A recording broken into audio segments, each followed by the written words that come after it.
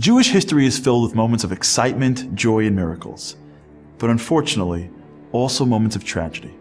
And while the Jews have suffered in many ways for many years, there was no greater tragedy than that of the destruction of the temple almost 2,000 years ago. That moment is the cause of all suffering since. I would assume that there must be a litany of horrible sins that cause this calamity, but there isn't.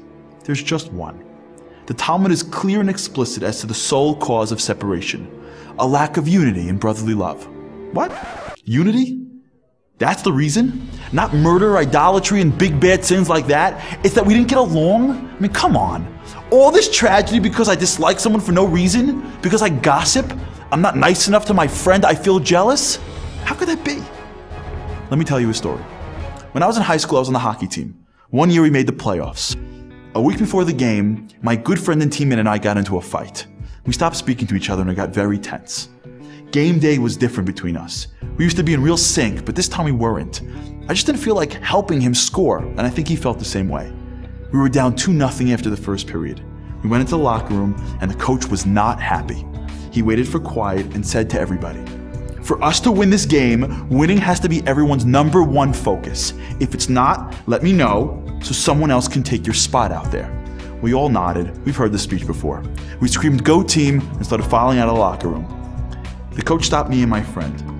"You two are benched for the second period." "What? Why?" "Because winning isn't your #1 focus." He said, "I don't know what's going on between the two of you, nor do I care. If your #1 focus was winning, it wouldn't matter who scores, who looks better, who gets to be the hero. For a team to win a playoff game, it needs to join together, drop their egos, and unite under the same goal. For you two, winning is important, but that's not your #1 focus out there today. You are more important than us. So until you change your attitude, you're not playing in my game." As Jews, we have to ask ourselves, why are we here? We are here for the unique task of bringing God into the world, infusing His ideals, His love to others.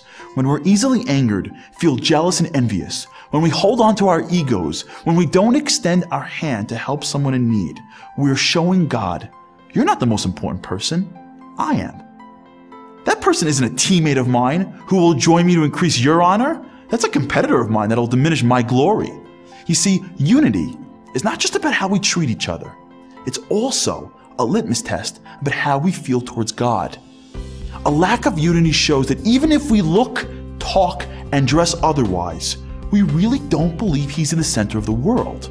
We think we're the center of the world.